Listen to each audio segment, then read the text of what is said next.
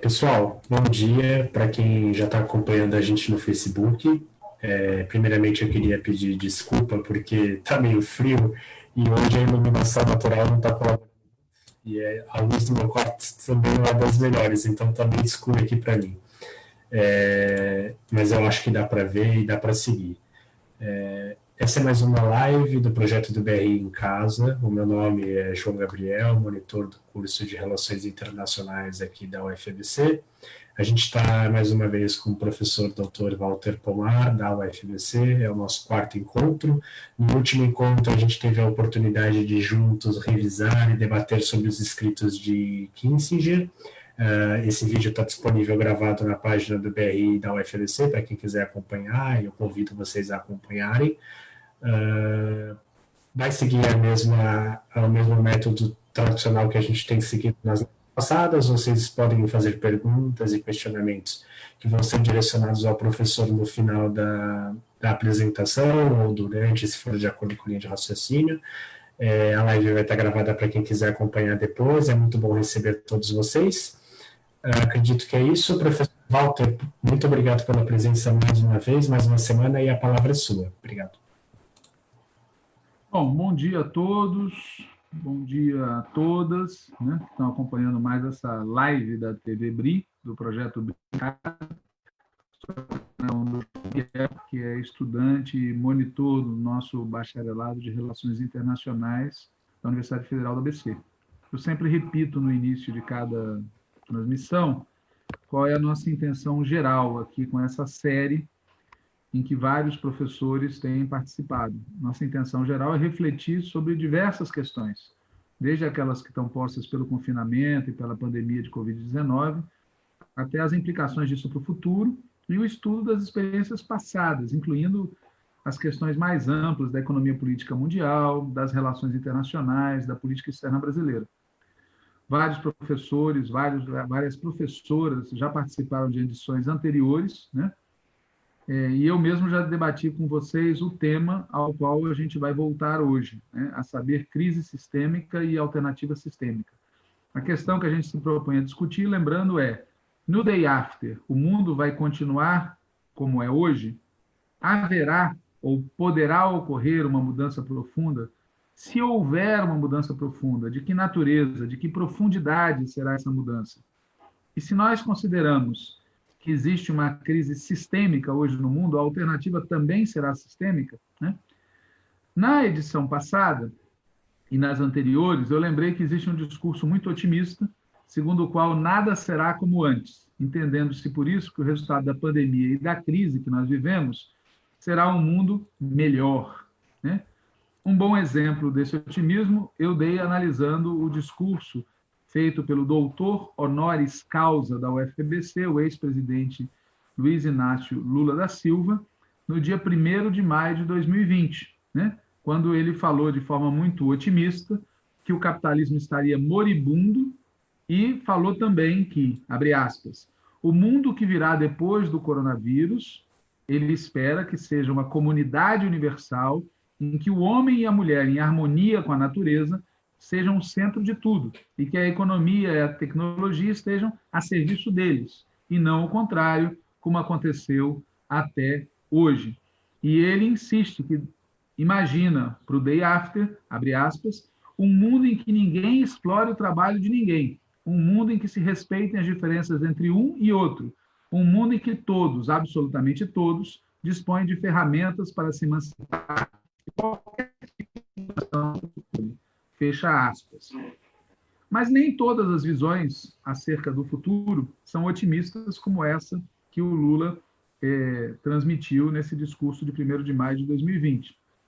Pelo contrário, tem muita gente que acredita que o que vem por aí é um novo normal, entre aspas, que pode aprofundar as piores características do normal que a gente teve até a pandemia se instalar. Por exemplo, tem gente que acha que o que vem por aí é mais desigualdade, mais estado de exceção, mais controle sobre as pessoas, mais neoliberalismo, mais guerra, etc. E nessa perspectiva, eu fui à busca de pensadores de outras orientações políticas. Foi por isso que no programa passado eu falei da interpretação do Henry Kissinger, né?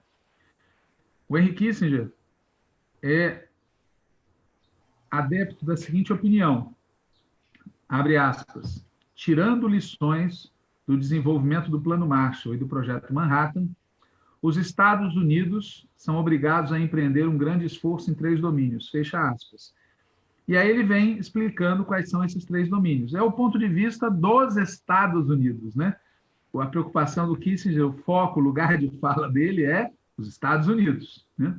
E quais são os 3 domínios, né? Primeiro, reforçar a resiliência global a doenças infecciosas. E aí, quando você lê o que ele fala a respeito, você vê uma ênfase imensa em questões técnico-científicas, deixando de lado o problema dos investimentos públicos em saúde pública e deixando de lado a discussão sobre saúde pública versus saúde privada. E pior, não apenas ele desconsidera o tema dos investimentos públicos e o tema do caráter público da saúde, como ele ainda desconsidera a dimensão ambiental, que obviamente tem uma importância nessas doenças de fundo respiratório. Primeiro ponto. O segundo ponto, o segundo domínio que o Kissinger alerta é esforçar-se para curar as feridas da economia mundial. E ele agrega, os líderes globais aprenderam lições importantes da crise financeira de 2008. E agrega, os programas também devem procurar melhorar os efeitos do caos iminente nas populações mais vulneráveis do mundo. Não precisa de tradução nem de adivinhação. Quando ele fala que os programas também devem se preocupar com o caos iminente nas populações mais vulneráveis, fica claro que essa não é a prioridade dele. A prioridade dele, quando ele está falando das feridas da economia mundial, são os capitalistas, é o setor financeiro, são as empresas, as mega empresas. Essas é que estão feridas, essas é que devem ser curadas. Os pobres, os danados da terra, esses também devem, tá certo? Também devem ser considerados, mas não são prioritários, né? E, ademais, quando ele diz que os líderes globais tiraram lições importantes da crise financeira de 2008, fica claro que tipo de receita ele está propondo, né? Porque todo mundo sabe que a crise de 2008 não levou a uma reforma na arquitetura do sistema financeiro e econômico mundial. Pelo contrário, a situação se agravou desde então. Se ele acha que alguém tirou lição daquilo, significa que ele acha que foi feita a coisa certa.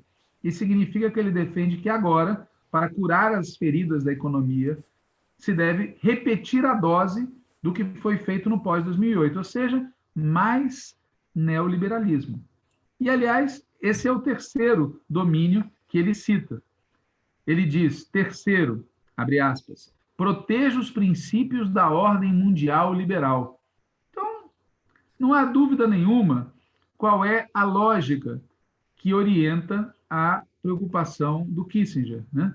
E é curioso que, numa passagem do texto, ele diz assim, quando a pandemia do Covid-19 terminar, as instituições de muitos países serão percebidas como tendo fracassado.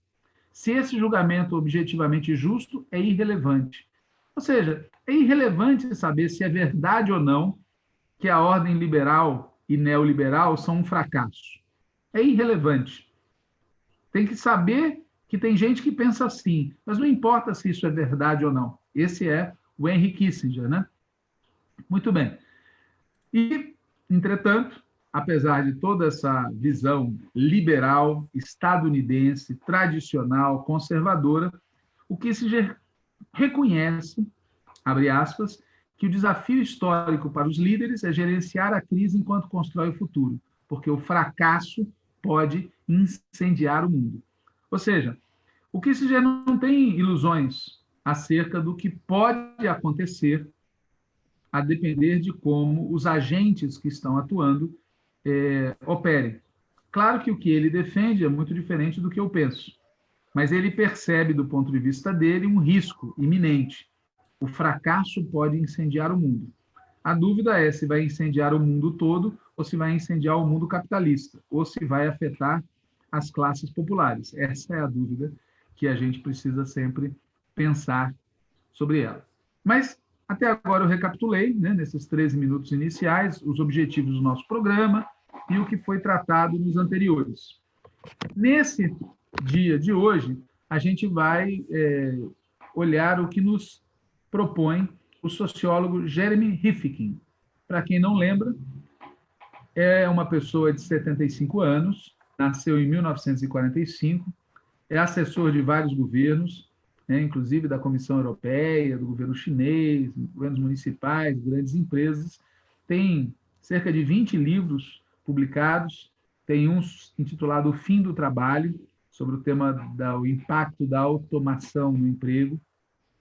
Tem um sobre a terceira revolução industrial, que é como ele se refere ao que ele acha que vai acontecer, que é o fim da era baseada nos combustíveis fósseis. Tem um livro chamado A Civilização Empática, tem outro intitulado A Era do Acesso, A Sociedade do Custo Marginal Zero, O Século da Biotecnologia, e tem o livro mais recente, que é Green New Deal Global. Green New Deal Global. Muito bem. Esse é o nosso interlocutor de hoje, Jeremy Rifkin. Bom, eu me baseei para fazer essa exposição aqui numa entrevista que ele concedeu em abril de 2020, portanto há 30 dias, foi publicada há pouco tempo, para a revista Telos. A revista Telos é uma revista da Telefônica, né? É uma revista muito bem feita, e a edição em que se publicou a entrevista com o Jeremy, ela é dedicada à sustentabilidade, modelos para uma sociedade com futuro, né? A entrevista mereceu a capa da revista, ela pode ser acessada pela internet, e o título da entrevista é uma frase do Jeremy Rifkin, abre aspas, todas as minhas esperanças estão depositadas na geração milenial. Eu vou, quando citar, às vezes falar em português, às vezes falar em espanhol, porque a entrevista está em espanhol, né? A própria revista explica assim, millennial e milênico são alternativas em espanhol ao anglicismo, utilizado geralmente para esse termo, e com ele se faz referência às pessoas pertencentes à chamada geração Y, nascidas aproximadamente nas 2 últimas décadas do século XX. Eu recomendo a vocês que leiam a entrevista, que foi feita em 3 momentos diferentes. A entrevista começou em dezembro de 2019. Depois, continuou sendo feita em fevereiro de 2020. E o final da entrevista, a última conversa da entrevistadora com o Jeremy foi no dia 9 de abril, né? Portanto, é uma entrevista que foi captando exatamente essa crise da pandemia, né? Quando ele começou, ainda era um assunto localizado na China, da qual pouca gente tinha notícia. E quando ele termina, a epidemia está bombando na Europa, nos Estados Unidos e na América Latina. Eu vou, a seguir, ler alguns trechos da entrevista e fazer alguns comentários. A primeira pergunta que a entrevistadora faz é: qual você crê será o impacto da crise sanitária e econômica que provocou a pandemia Covid-19 no caminho em direção à terceira revolução industrial, né? Que, como eu lembro, é uma opinião dele sobre um mundo que não vai ser baseado nos combustíveis fósseis, né? E ele diz: tudo o que está ocorrendo é derivado do câmbio climático, sobre o qual vários investigadores e eu mesmo temos advertido faz tempo. E ele agrega: a atividade humana gerou essas pandemias, porque alteramos o ciclo da água e o ecossistema que mantém o equilíbrio no planeta. Bom, concordando ou não com a afirmação que ele faz, é exato que nós estejamos vivendo uma crise socioambiental, né? Eu já comentei isso no outro programa. Essa crise socioambiental envolve o aquecimento global, envolve o esgotamento de matrizes energéticas não renováveis, envolve perdas de biodiversidade, envolve guerras por água, guerras por terra, guerras por minério, envolve o uso indiscriminado de transgênicos, de defensivos químicos, envolve os efeitos cumulativos da industrialização e da urbanização acelerada, e tudo isso, de fato, compõe o pano de fundo dessas doenças virais respiratórias. Mas se a gente acha isso, se a gente realmente entende que é uma crise socioambiental, então o tema não é a atividade humana em geral, como ele fala. O tema é a atividade humana em tempos de capitalismo, governada e controlada pela ordem capitalista. Esse é um detalhe que a gente não pode perder de vista. Não é a humanidade em geral que está imersa numa crise socioambiental, é a humanidade em tempos capitalistas que está imersa numa crise socioambiental. E a gente vai voltar em outros momentos da entrevista a isso. A revista pergunta: esta é uma boa oportunidade para extrair lições e atuar em consequência disso, você não acredita? E aí ele fala: neste ponto já nada voltará a ser normal. Essa é uma chamada de alarme em todo o planeta e temos que ser capazes de construir as infraestruturas que nos permitam viver de uma maneira distinta. Estamos diante da ameaça de extinção. Bom, há várias questões curiosas nesse raciocínio que parece meio carregado de common sense, né? O novo normal que não será mais normal. Tem várias maneiras de entender isso. Mas, para começo de conversa, a gente tem que se perguntar, a gente vivia numa situação normal antes da pandemia? Que normal era esse? Era normal para quem? Né? Porque quando a gente fala de um novo normal, a gente vai se habituando à ideia de que era normal a situação que nós vivíamos antes da pandemia, com centenas de milhões de pessoas sem emprego, com centenas de milhões de pessoas sem ter do que viver, com centenas de milhões de pessoas morrendo de fome, com guerras. E eu podia aqui ficar fazendo a lista, chamar isso de normal e dizer que agora a gente vai ter um novo normal, é correto? A quem interessa chamar de normal a situação que a gente tinha antes? Eu insisto sempre que eu posso naquela frase do Bertolt Brecht. Se você encontrar uma ideia, pergunte a ela a quem você serve.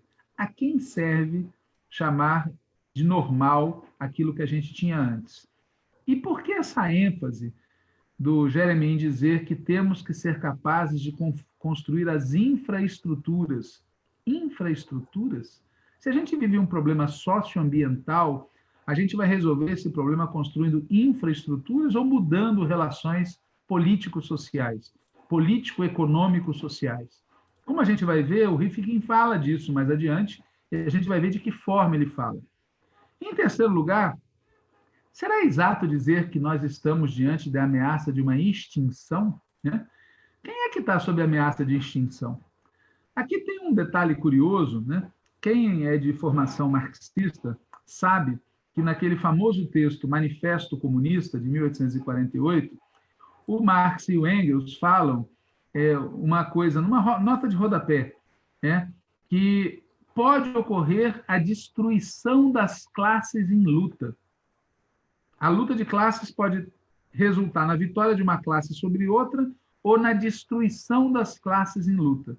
E isso vai reaparecer várias vezes na tradição socialista, marxista em particular, que por isso mesmo muitas vezes foi acusada de ser milenarista, como se a gente estivesse perto de um momento de catástrofe e que essa catástrofe vai colocar abaixo a civilização, a humanidade, etc. É curioso que hoje essa noção milenarista, catastrofista, apareça na boca de pessoas de orientações político-filosóficas tão diferentes. A revista pergunta ao Jeremy Rifkin: você trabalha com governos e instituições de todo mundo. Não parece que haja um consenso no que diz respeito ao futuro imediato. E aí ele responde: a primeira coisa que nós temos que fazer é ter uma relação distinta com o planeta. Nós precisamos de um Green New Deal Global. A globalização terminou. Devemos pensar em termos de glocalização. Glocalização. Esta é a crise da nossa civilização. Porém, não podemos seguir pensando na globalização como até agora. o primeiro que temos que fazer é ter uma relação distinta com o planeta. Veja, quem tem uma relação distinta com o planeta não são os seres humanos individuais, né?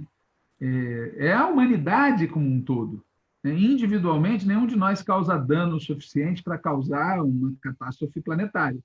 O que causa ou não dano, o que altera ou não, é a humanidade como um todo, a sociedade humana. E a sociedade humana supõe a relação dos seres humanos entre si. Então, a primeira coisa que tem que ser feita é mudar as relações sociais a partir das quais nós nos relacionamos com a natureza.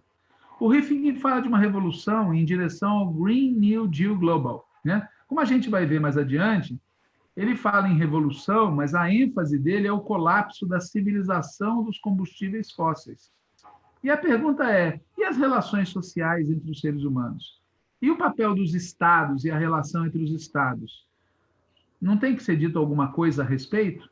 Sobre isso, ele afirma o seguinte: a globalização terminou. Devemos pensar em termos de localização. É verdade isso, que a globalização terminou? O que seria exatamente essa localização? Vamos nos entender aqui. Alguém acha que as grandes potências do mundo vão recolher seus flaps? Que vai deixar de existir relações nesse nível? Para a gente pensar em soluções locais para desenvolver infraestrutura de energia, comunicação, transportes, logísticas de outro tipo, a gente tem que obrigatoriamente discutir o Estado e as relações entre os Estados, e a relação entre os Estados e as forças sociais e econômicas. Numa palavra, nesse mundo novo, o capitalismo vai continuar existindo? Se continuar existindo, vai ser um capitalismo de tipo financeiro? Vai continuar existindo o imperialismo? Ou vão se constituir novas ordens sociais e uma nova ordem mundial? Essas questões precisam ser tratadas assim, explicitamente, porque sem discutir isso é impossível debater a relação da humanidade com o planeta. O curioso é que o Rifkin fala frases, às vezes são tonitruantes, né? Crise de nossa civilização. Mas de que civilização ele está falando? A civilização ocidental? A civilização capitalista? A civilização fóssil? Né?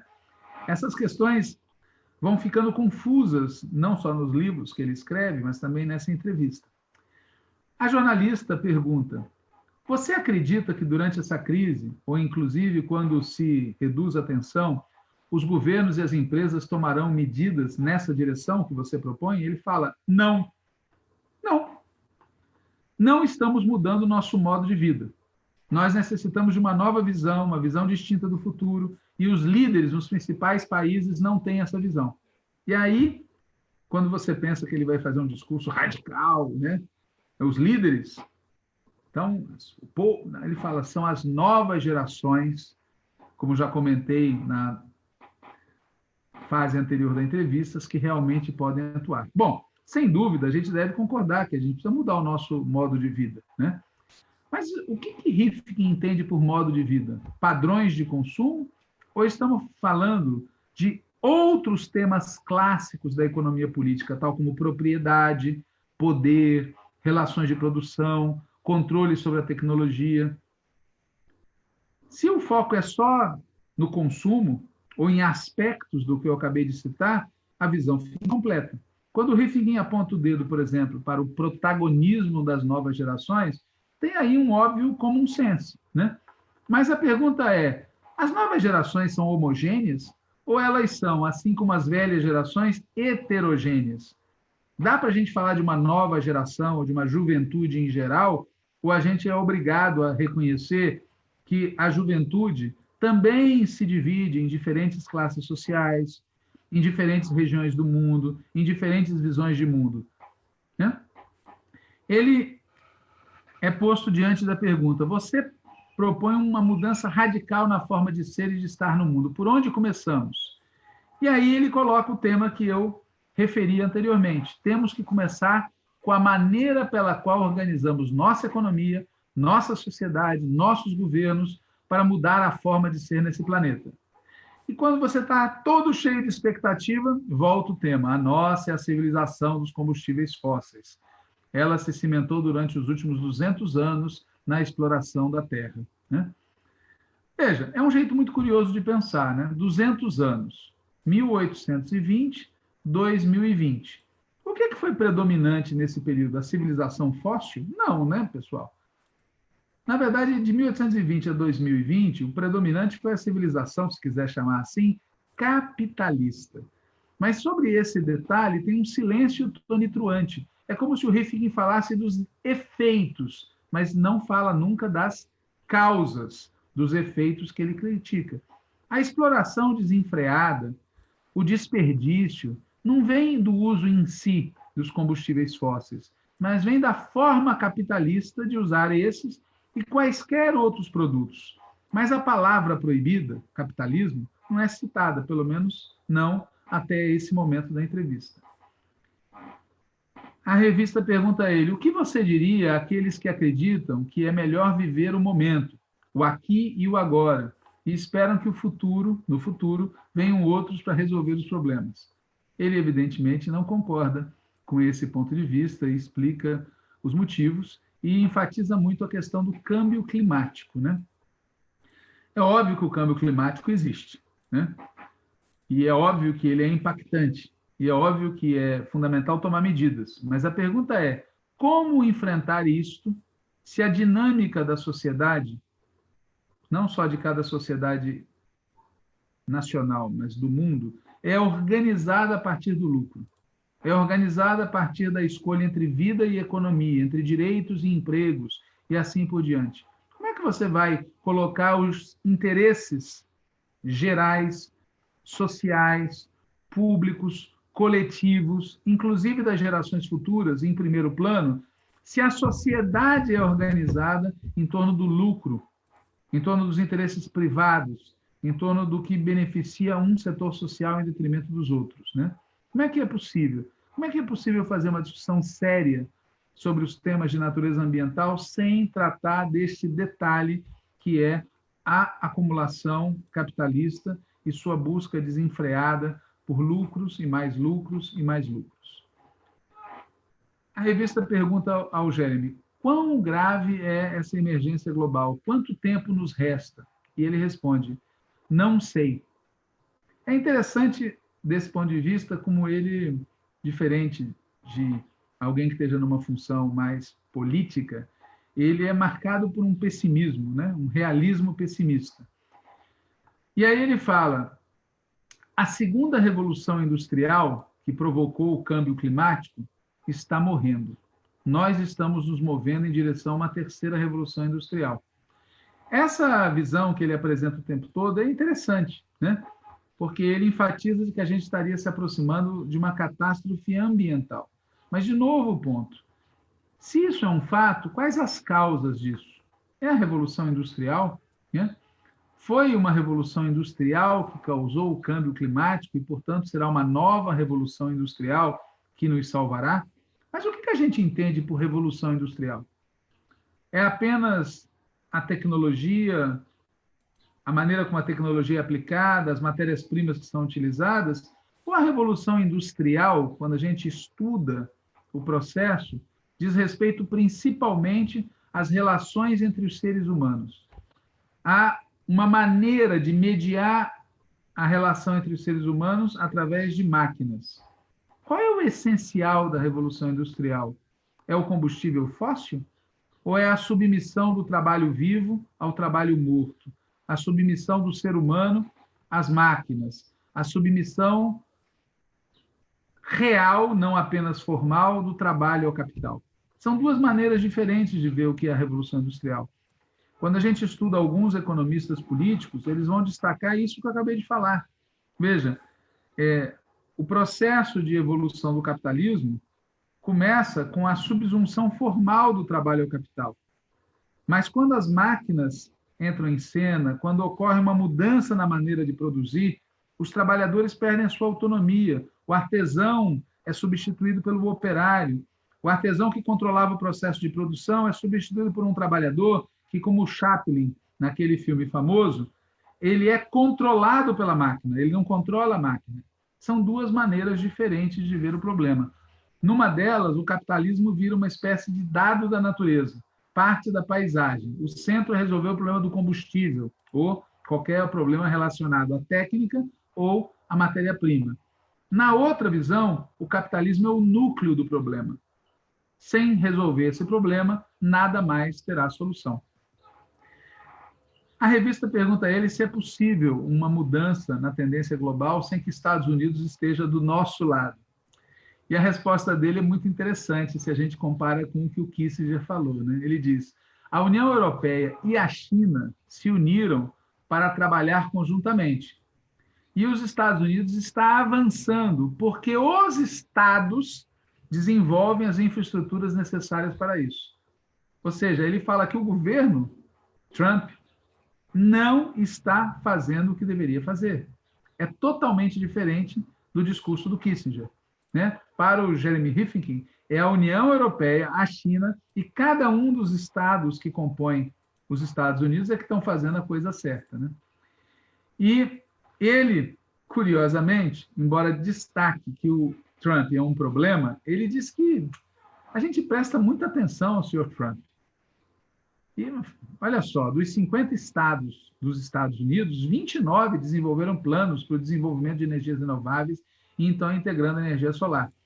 É uma visão que eu não sei se eu classifico de ingênua, de autista, não pode falar, sei lá. É muito pueril, acho que é melhor essa expressão. Ela é mais exata, não é preconceituosa e não é incorreta. É uma visão pueril achar que o Trump não é importante. É óbvio que o Trump é importante. É óbvio que o fato de um governante dos Estados Unidos ter uma visão XYZ afeta não só os Estados Unidos, como afeta o mundo inteiro, né? Claro, sempre é melhor a gente olhar para o outro lado. Mas o ponto aqui é que fica claro que o Rifkin tem um discurso tonitruante, crise da civilização. Mas quando ele vai para a solucionática, ele propõe soluções de baixo impacto. Ele fala de uma crise sistêmica, civilizatória, mas aponta como solução algo que não é sistêmico. É uma solução parcial, né?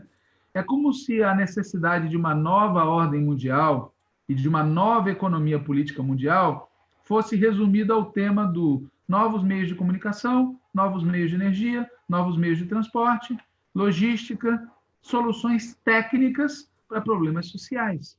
Eu estou exagerando no argumento, é óbvio que ele é muito mais complexo do que isso que eu estou fazendo aqui, do que essa simplificação, mas eu não estou exagerando demais. Quando a gente desce ao detalhe, a gente percebe que ele opera no âmbito das políticas públicas e das soluções técnicas. Ele não opera no nível das soluções realmente estruturais. Embora ele ache que faz isso, mas ele acha que faz isso porque ele não vê o pano de fundo. Ele não vê, por exemplo, a Revolução Industrial como uma mudança nas relações sociais, essencialmente. Ele vê como uma mudança técnica, no sentido amplo da palavra. A revista pergunta a ele quais são os componentes básicos dessas mudanças tão relevantes que estão ocorrendo no conjunto do mundo, né? E ele fala, basicamente, que a gente vive um período em que as novas tecnologias nos permitem integrar um grande número de pessoas num novo marco de relações econômicas. E entra com o assunto da internet das coisas, né? Para quem, como eu, cresci no tempo do Exterminador do Futuro, as coisas que ele fala me fazem lembrar da Skynet. E realmente esse é um tema que a gente deve discutir a sério.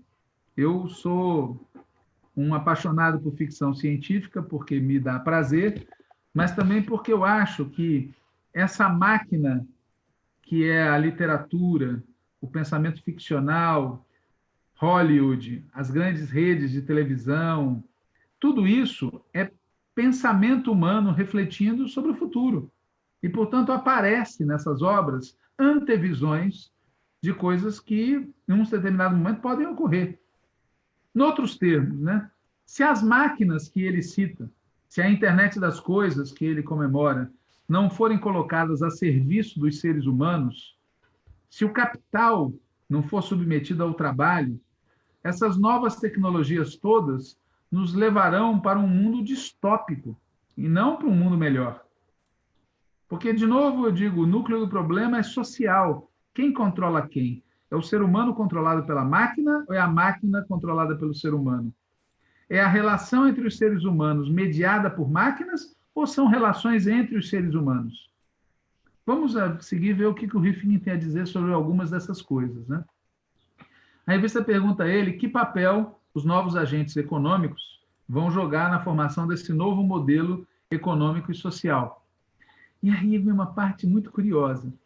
Ele diz que nós estamos criando uma nova era chamada localização. A tecnologia zero emissão dessa terceira revolução será tão barata que nos permitirá criar nossas próprias cooperativas e nossos próprios negócios, tanto física como virtualmente.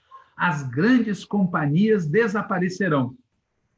Aí você pensa que você está diante de alguém, digamos assim, da tradição prudonista, da tradição cooperativista, que acha que, bom, vai continuar existindo o capitalismo, mas vai ser um capitalismo de pequenas e médias empresas.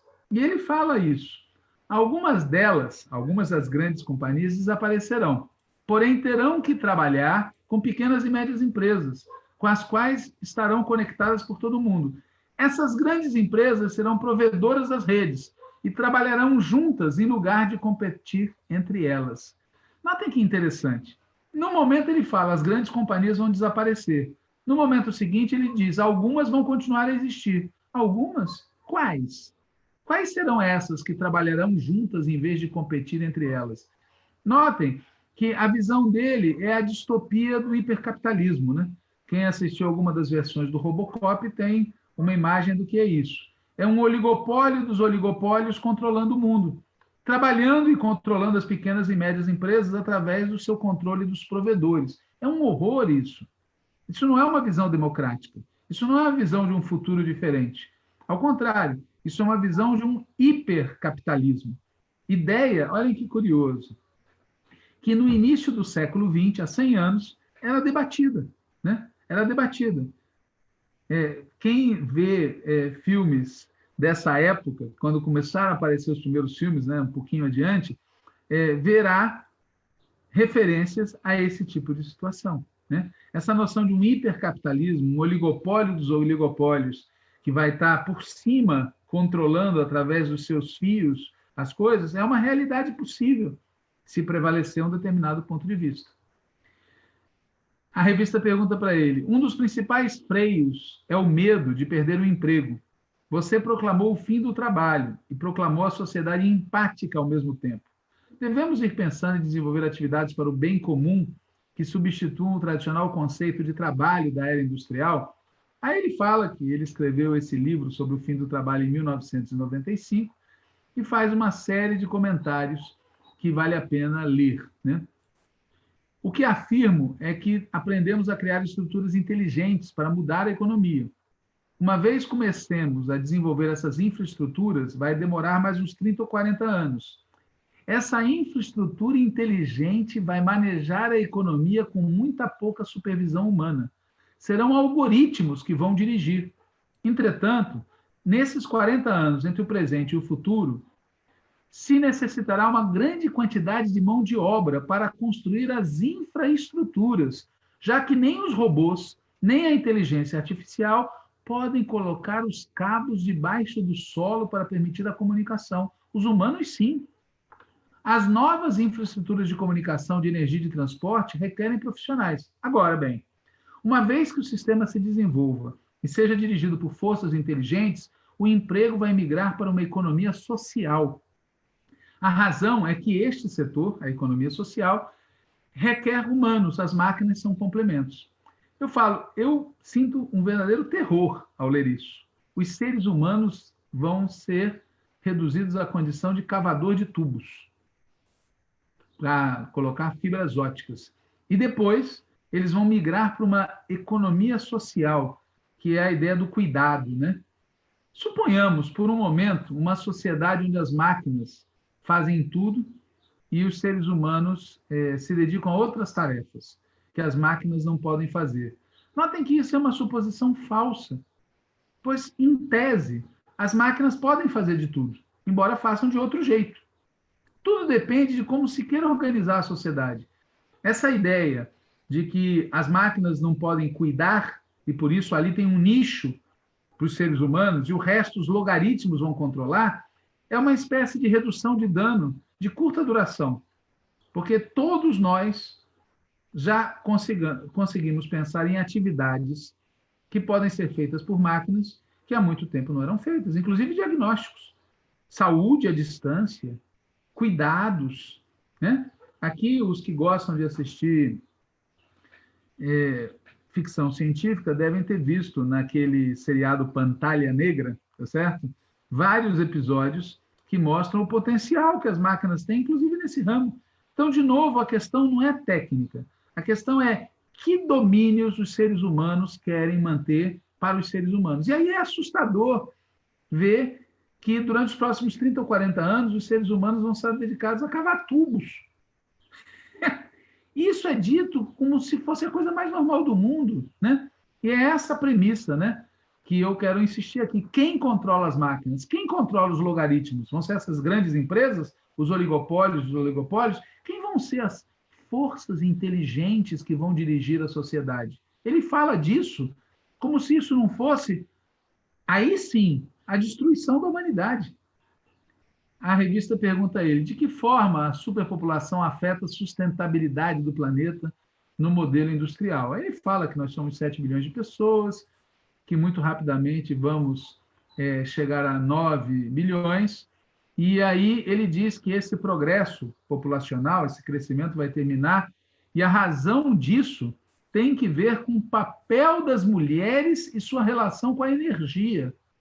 Eu vou ler, para não errar nos termos. Na antiguidade, as mulheres eram escravas, eram as provedoras de energia, tinham que manter a água e o fogo. A chegada da eletricidade está intimamente relacionada com os movimentos sufragistas na América. Libertou as mulheres jovens que iam à escola e podiam continuar sua formação até a universidade. Quando as mulheres se tornaram mais autônomas, livres, mais independentes, houve menos nascimentos.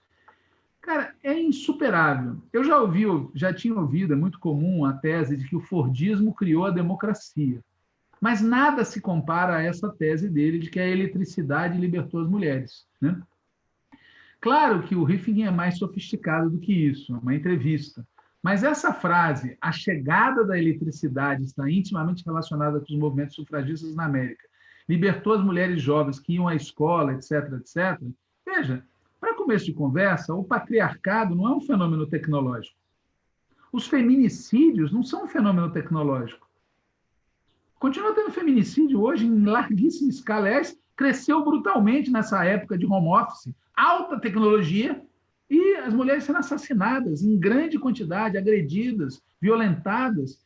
Que história é essa de que o patriarcado e os feminicídios são fenômenos de raiz ou fortemente influenciados pelas tecnologias, né? Veja, alguém pode dizer, você está exagerando acerca do que ele falou. Vamos ver se eu estou exagerando. Ele diz em seguida, perguntado pela revista, o senhor quer dizer que as novas fontes de energia contribuem para a igualdade da mulher? E ele responde, mostre-me um país industrial com eletricidade e verás como os nascimentos estão caindo. E aí ele continua, a população está perdendo a intenção de reprodução no Japão, na Europa, na Espanha, em todos os países ricos. Entretanto, nas zonas subdesenvolvidas, onde não há eletricidade e as condições humanas são mais duras, encontrará homens dominando a sociedade, até 7 filhos por família, etc. Veja, ele pega um dado real, uma correlação que pode ser estabelecida e desenvolve, acima disso, uma visão tecnocrática e tecnicista. Porque o foco no ambiente e na técnica obnubila o foco nas forças sociais e converte os seres humanos que lutam contra a escravidão, que lutam contra o feminicídio, que lutam contra o patriarcado, que lutam contra as relações sociais que têm bases várias, converte esses seres humanos em extensão dos avanços técnicos. É uma visão inacreditável, porque ela leva ao extremo a noção de que o desenvolvimento da técnica determina as relações sociais num nível de detalhe, de concretude, que é de total exagero. Mas veja, para quem acha normal falar que os logaritmos vão controlar tudo, qual é o problema de dizer que é a eletricidade que influencia a questão do patriarcado, etc., né? A revista pergunta em seguida sobre os movimentos migratórios, né? E pergunta depois se temos ou não um futuro melhor à vista. Ele repete que a esperança dele está na juventude, né? A revista pergunta, será que esses jovens, quando eles tomarem decisões, a gente vai evoluir para um modelo mais sustentável? E ele insiste que é a gente jovem que tem que substituir os funcionários, que tem que substituir os políticos, porque os jovens têm mais inquietudes do que as pessoas mais velhas. Então, é uma visão um pouco ingênua, né? Porque o foco dele é numa geração, não num setor da sociedade. Só que quando a gente olha, todas as gerações não são, como eu já disse, homogêneas, né? Jovens de que classe social? Por acaso, os jovens que estão ocupando posições políticas relevantes no Brasil e em outros países são a mesma coisa? São pessoas que pensam o mesmo só porque são jovens, né? A revista pergunta a ele de que forma a tecnologia é determinante para cambiar o mundo, né?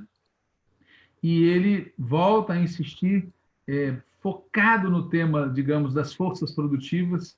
Ele não presta atenção devida para as relações sociais, não percebem que há uma relação, ele, no fundo, não percebe que existe uma relação orgânica entre o desenvolvimento do progresso tecnológico e o desenvolvimento das relações entre os seres humanos, mas as duas coisas se influenciam. E se o desenvolvimento tecnológico ocorre de maneira alheia, autônoma e independente das relações sociais, o que a gente tem pela frente é uma distopia. Os seres humanos têm que controlar o avanço tecnológico. E isso fica claro, esse problema, no final da entrevista, quando se pergunta a ele se o manifesto da Business Roundtable, o Davos 2020, reflete um câmbio real nas empresas e entre os investidores. Aí entra quem paga a conta, né? Ele diz assim, trabalho com grandes empresas de todo o mundo e nós nos encontramos agora no momento de transição. Necessitamos que as companhias se movam, né? Veja que interessante, né? Necessitamos que as companhias se movam. Tem que ser uma mudança radical. Necessitamos mais gente que se mova. Essa transformação no sistema econômico nos permitirá evoluir em direção a um futuro mais sustentável de emissão zero. As grandes companhias já estão colocando em marcha esse sistema, porém, é necessário a mão dos mais jovens, as grandes companhias, ou seja, esse sistema, esse futuro de que ele fala, está sendo construído agora pelas grandes companhias, né? Sempre isso me lembra aquela frase famosa, né? Do Leopardo, livro de 1960 do Lampedusa. A não ser que nós tomemos medidas, agora eles irão nos forçar a uma república. Se quisermos que as coisas continuem como estão, as coisas precisam mudar. Você entende? Se quisermos que as coisas continuem como estão, as coisas precisam mudar, né? Eu venho enfatizando sempre nesses programas que nada está pré-definido em relação ao futuro, que tudo depende da correlação de forças que se estabeleça agora, durante a crise, seja em cada país, seja em âmbito mundial. Já destaquei em outros momentos que, se o período 1914-1945 resultou num mundo melhor, é porque, no final daquele período, prevaleceram os setores democráticos, os setores socialistas. O contrário ocorreu na crise de 70, o contrário ocorreu na crise de 2008, tá certo? E o que vai acontecer agora depende da luta. E nessa luta, os seres humanos, especialmente os mais pobres, os trabalhadores, têm que ter protagonismo. Não são as máquinas, não são as elites, não são os logaritmos que vão resolver o nosso problema. E nem a ilusão. E eu quero terminar com um exemplo de ilusão, né? Todo mundo deve ter visto que o ministro do Supremo Tribunal Federal, Celso de Mello, autorizou a divulgação da gravação de uma reunião ministerial ocorrida no dia 22 de abril. Nessa reunião ministerial, o ministro Ernesto Araújo, ministro das Relações Exteriores, disse: temos que contar, abre aspas, com a capacidade que o Brasil hoje tem de influir no desenho de um novo cenário internacional. Eu estou cada vez mais convencido de que o Brasil tem hoje as condições, tem a oportunidade de se sentar na mesa de 4, 5, 6 países que vão definir a nova ordem mundial. Isso é um exemplo de absoluta ilusão. Nunca, como hoje, o Brasil atingiu tal nível de irrelevância e, inclusive, de desprezo em âmbito internacional. E talvez o exemplo maior de desprezo seja ver o ídolo do presidente Jair Bolsonaro, o presidente Donald Trump, admitir que se estão prevendo medidas para que brasileiros ou pessoas que estão aqui no Brasil e que viajam aos Estados Unidos não possam mais fazer isso, porque o Brasil já é hoje o segundo do mundo em termos de mortos pelo Covid-19, né? Então, é isso que eu queria falar para encerrar. A situação não está fácil. E se a gente quiser que o futuro seja melhor, a gente vai ter que se esforçar muito mais, não só no plano da ação, mas principalmente no plano das ideias. Obrigado, professor. Pessoal, qualquer pergunta e questionamento para o professor Walter pode ser inscrita nos comentários, que o professor vai responder agora nesses próximos minutos. Tem só um comentário, professor, da Onete Lopes, e ela concorda, né? E diz: a ideia de serem escavadores de chão serve bem para o Paulo Guedes, que quer recrutar os jovens para uma milícia militar que começam abrindo estradas e recebendo aulas de OSPB, além de R$ 200 por mês. Que bacana as mulheres serem apenas realizadoras de trabalho caseiro e geradoras de homens para virar cavadores de chão. E vai totalmente de encontro com o que você acabou de falar, né? Existe um impacto muito grande na política brasileira hoje, com relação ao que está sendo discutido hoje entre a gente. Essa citação que o Onete fez, para quem não está informado, é uma das falas do ministro da Economia, Paulo Guedes, no final da tal reunião de ministério, no dia 22 de abril. E é exatamente isso que ela falou, é chocante. Ele, resumindo, diz o seguinte: já que a crise econômica e a crise social vai jogar na miséria e no desespero uma grande quantidade de pessoas, vamos aproveitar a oportunidade para criar frentes de trabalho com salários baixos, para fazer obras, né? Então, é uma demonstração cabal do tipo de novo normal em que esse pessoal pensa, né? Sem direitos, sem empregos, com poucos recursos, trabalhando em regime semi-escravo, cavando um buraco. Esse é o novo normal. Alta tecnologia, né? Alta tecnologia, nunca o mundo teve tanta capacidade tecnológica e imensa quantidade de miseráveis, de pessoas sem trabalho, pessoas sem condições de vida decente. Esse é o novo normal que alguns imaginam. Professor, eu quero perguntar para você, com relação ao texto do último encontro que a gente teve aqui no TVI, do Kissinger, existe alguma forma que você consegue fazer com que o Kissinger e o Jeremy estejam conectados e que eles também estejam desconectados? No argumento dos dois autores, tem alguma coisa que você consegue pontuar que deixa os dois caminhando junto e alguma coisa que deixa os dois opostos um ao outro? Veja, eles têm posições políticas opostas em relação ao papel do Trump e, de maneira geral, em relação a essa ideia da economia que não se baseie nos combustíveis fósseis. Mas, por outro lado, eles compartilham uma visão sistêmica comum, ou seja, tudo muda desde que nada mude. O pano de fundo, que são as grandes companhias, as grandes empresas capitalistas controlando a situação, isso prossegue nos dois casos. Isso faz com que, na minha opinião, a visão de ambos tenha aspectos muito comuns em relação a qual é o destino da maior parte da humanidade. Porque se a economia mundial e a economia dos maiores países do mundo continuar organizada em torno dos interesses das grandes companhias, das grandes empresas capitalistas, isso define o que é possível e o que não é possível. O resto é decorrência.